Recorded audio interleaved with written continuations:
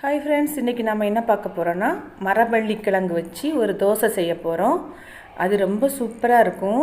மரவள்ளி கிழங்கு நம்ம உடம்புக்கு ரொம்ப சத்து. அது எப்படி செய்யலான்னு இப்போ பார்க்கலாம். அதுக்கு உளுந்து தேவையில்லை. இப்போ காலையில் செய்ய போகிறீங்கன்னா ராத்திரி ஊற வச்சிடலாம். தோசை அரைச்ச உடனே சுட்டரணும். அப்போ தான் சூப்பராக இருக்கும். இது புளிக்க வைக்க தேவையில்லை. அது எப்படி செய்யுதுன்னு இப்போ பார்க்கலாம். அதுக்கு முன்னாடி நம்ம சேனலை சப்ஸ்கிரைப் பண்ணாதவங்க சப்ஸ்கிரைப் பண்ணிடுங்க.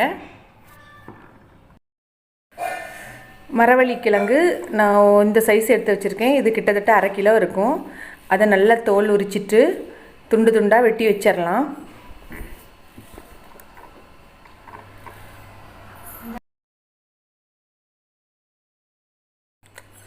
இனி ஒரு பாத்திரத்தில் 2 கப் புழுங்கல் அரிசி எடுத்திருக்கேன்.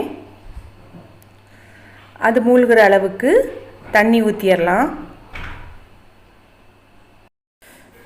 5 மணி நேரம் நான் ஊற வச்சுருக்கேன். அப்போ தான் தோசை முறுமுறுன்னு வரும்.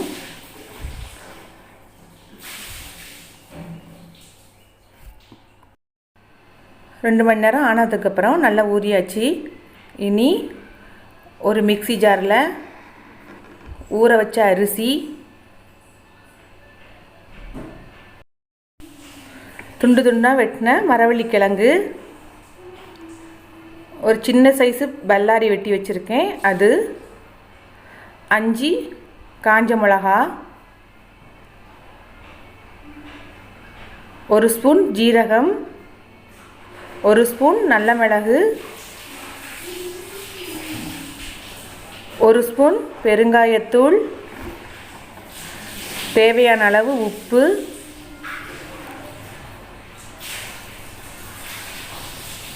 ஒரு கப்பு தண்ணி எல்லாத்தையும் சேர்த்து மிக்சியில் நல்லா நைஸாக அரைச்சிடலாம். நான் ஒன்றா அரைச்சிருக்கேன், நீங்கள் 2ஆக கூட அரைச்சிக்கோங்க. இந்த மாதிரி அரைக்கணும். நீ அதை ஒரு பாத்திரத்தில் ஊற்றிடலாம்.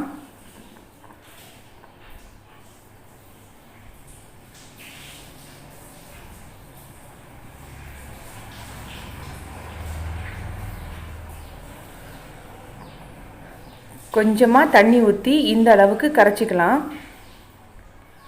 ஒரு தோசை மாவு ஊற்றுற பதத்துக்கு கரைச்சிக்கணும். இனி பொடி பொடியாக வெட்டிய வெங்காயம், பொடி பொடியாக வெட்டிய கருவேப்பிலை எல்லாத்தையும் சேர்த்து நல்லா கலந்து வச்சிடலாம். இனி தோசைக்கல் காய வச்சுட்டு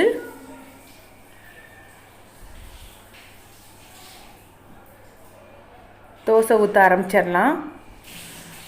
ஊற்றதுக்கு ரொம்ப சூப்பராக வரும்.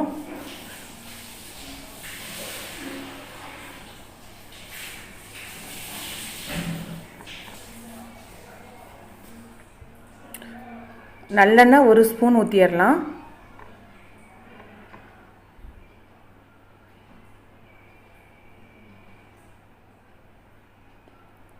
ஒரு பக்கம் நல்லா வெந்தாச்சு.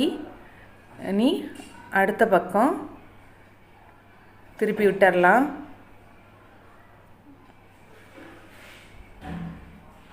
இப்போ சூப்பரான மரவள்ளி கிழங்கு தோசை ரெடி ஆயாச்சு. நீங்களும் வீட்டில் செஞ்சு பாருங்கள். ரொம்ப ஈஸி தான் இது செய்யறதுக்கு. எப்படி இருக்குன்னு கமெண்ட் பண்ணுங்கள்.